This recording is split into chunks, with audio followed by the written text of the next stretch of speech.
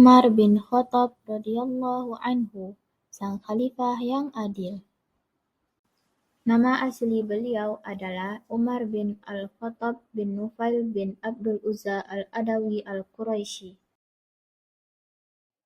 Nasab beliau adalah Umar bin Khattab bin Nufail bin Abdul Uzza bin Riyah bin Abdillah bin Qarad bin Raza bin Adi bin Ka'ab bin Lu'ay bin Ghalib.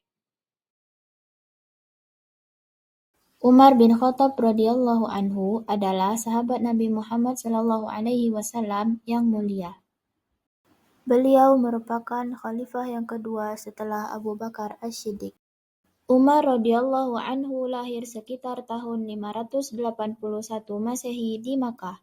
Beliau dari suku Quraisy Bani Adi. Sebelum masuk Islam, Umar bin Khattab dikenal sebagai sosok yang keras, disegani, dan berani. Ia bahkan termasuk orang yang awalnya sangat menentang ajaran Nabi Muhammad SAW. Namun, hidayah Allah membalikan hatinya. Saat mendengar ayat-ayat Al-Quran, Umar luluh dan akhirnya mengucapkan syahadat. Sejak saat itu, ia menjadi salah satu pembela Islam yang paling tangguh. Setelah wafatnya Abu Bakar As-Siddiq, Umar diangkat menjadi khalifah. Meski memimpin wilayah Islam yang sangat luas, Umar tetap hidup sederhana.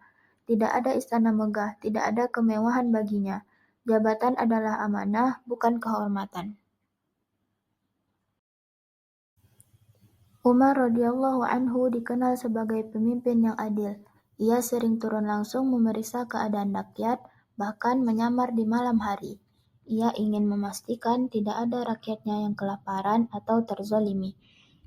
Umar juga mencatat keputusan-keputusan hukum agar bisa menjadi pedoman bagi hakim berikutnya. Inilah cikal bakal sistem dokumentasi hukum dalam Islam. Bagi Umar, semua orang sama di hadapan hukum. Tidak ada perbedaan antara rakyat biasa dan pejabat tinggi. Bahkan seorang gubernur bisa diberhentikan jika terbukti tidak adil. Keadilan Umar tidak hanya terlihat dalam kebijakan besar, tapi juga dalam sikap sehari-harinya. Ia bergaul dengan rakyat tanpa sekat dan siap menerima kritik jika ada yang merasa dizolimi. Meski wilayah Islam semakin luas sampai Persia, Syam, dan Mesir, Umar tetap hidup sangat sederhana. Pakaiannya sering ditambal, makanannya hanya roti kering dengan minyak, tidurnya di atas tikar kasar. Prinsip keadilan inilah yang membuat banyak kisah Umar dikenal sepanjang masa. Salah satunya adalah ketika suatu malam Umar menemukan seorang ibu yang memasak batu untuk menenangkan anak-anaknya yang lapar. Umar pun segera kembali mengambil gandum dari Baitul Mal, lalu memanggulnya sendiri tanpa bantuan. Ia berkata, "Biarlah aku yang memanggulnya di dunia, jangan sampai aku memanggul dosanya di akhirat." Setelah Umar membawa gandum dan memasaknya sendiri untuk ibu dan anak-anak itu, beliau duduk di dekat tungku sambil memastikan makanan matang. Umar bahkan berjongkok meniup api tungku hingga asap memenuhi wajahnya. Beliau tidak ingin ada rakyat yang merasakan lapar sementara ia tidur nyenyak di rumah. Ketika anak-anak itu akhirnya kenyang dan tertawa riang, ibu itu pun berdoa panjang untuk Umar. Namun, tidak tahu bahwa yang menolongnya adalah sang khalifah. Umar pun tersenyum lalu pergi diam-diam tanpa menyebutkan siapa dirinya. Suatu ketika, utusan dari negeri lain terkejut melihat seorang khalifah dunia yang begitu sederhana. Umar hanya tersenyum dan berkata, "Kami adalah kaum yang dimuliakan Allah dengan Islam. Jika kami mencari kemuliaan selain itu, Allah akan merendahkan kami."